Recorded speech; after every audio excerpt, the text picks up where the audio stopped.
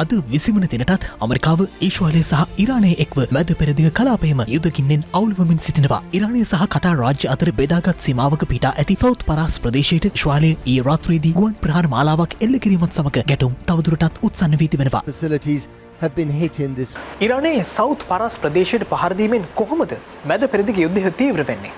South පරාස් කියන්නේ ලොව විශාලතම ස්වභාවික ගෑස් නිධිය පිහිටලා තියෙන ප්‍රදේශය.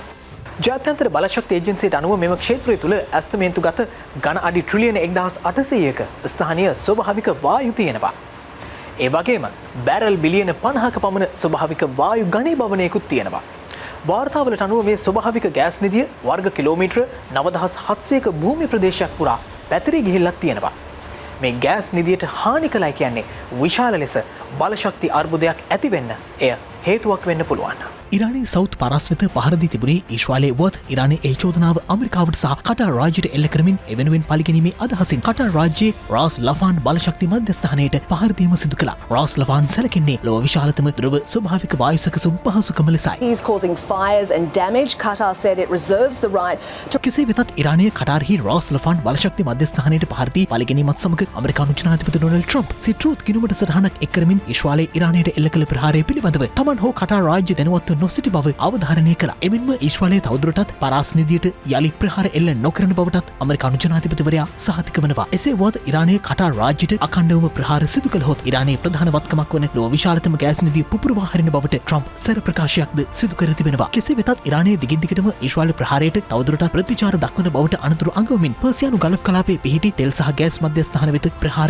එල්ල කරන බවටයි අනතුරු අඟවන්නේ. මෙලෙස සිය ප්‍රහාර දැඩි කරමින් සිටින ඉරානය ඊශ්‍රායලය, සෞදි අරාබිය, කුවේට් රාජ්‍ය ඇතුළු මැද පෙරදිග රටවල් කිහිපයකටම ප්‍රහාර එල්ල කළා. ඉරානය මෙලෙස මැද පෙරදිග කලාපයේ මර්මස්ථාන වෙත පහර දී තිබුණේ මැද පෙරදිග රටවල විදේශ අමාත්‍යවරුන් සෞදි අරාබිය රියාද් නුවර සාකච්ඡාවල නිරත වෙමින් සිටි පසුබිමකයි.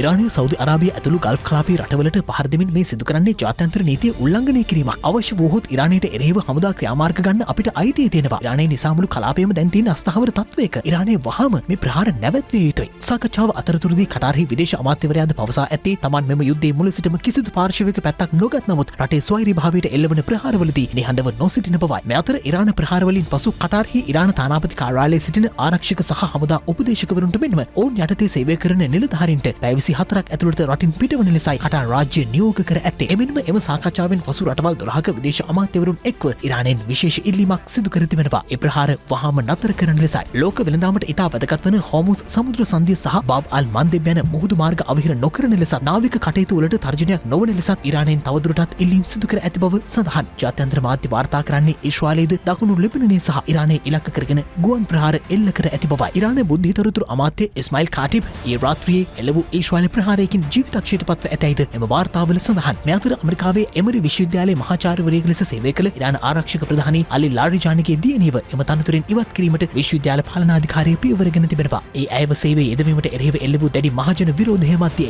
මේ අතර ඊශ්‍රායලයේ පරාසි ගෑස් නිධිය වෙත එල්ල කළ ප්‍රහාරයෙන් පසු ලෝක වෙළඳපොලේ බොරතෙල් මිලෙහිද කැපී පෙනෙන ඉහළ යාමක් සිදුව තිබෙනවා. යනුව බ්‍රෙන්ට් වර්ගයේ බොරතෙල් බැරලයක මිල ඇමරිකානු ඩොලර් 112 සීමාවද ඉක්මවා ගොස් ඇති අතර WTI වර්ගයේ බොරතෙල් බැරලයක මිල අද දැක්ුණේ ඇමරිකානු ඩොලර් 97.50ක් ලෙසයි. ලෝක කොටස් වෙළඳපොලේ දර්ශක බොහොමයක්ද පහළ ගොස් තිබූ අතර තයිවාන් weighted IDX composite TA35 වැනි ලෝක කොටස් දර්ශක කිහිපයක් පමණක් ඉහළ අගයන්වල සටහන් වුණා. මේ අතර මැද පෙරදිග පවතින නොසන්සුන්කාරී තත්ත්වය පිළිබඳව සාකච්ඡා කිරීම සඳහා ජනාධිපති අනුර කුමාර දිසානායක මහතා කටාර් රාජ්‍ය එමීර්වරයා සමග දුරකථන සංවාදයක් පවත්වා තිබෙනවා. එහිදී කටාර් රාජ්‍යයේ වෙසෙන 1,50,000ක පමණ වූ ශ්‍රී ලාංකිකයන්ගේ ආරක්ෂාව පිළිබඳව කටාර් එමීර්වරයා සහතික වී ඇති අතර මුහුදු මාර්ගවල පවතින කලාපීය අවදානම් මැදයේ වූද ස්ථාවර බලශක්ති සැපයීමක් පවත්වාගෙන යාමට කැප වී සිටින බව තහවුරු කර ඇති බවයි ජනාධිපති මාධ්‍යංශය සඳහන් කළේ.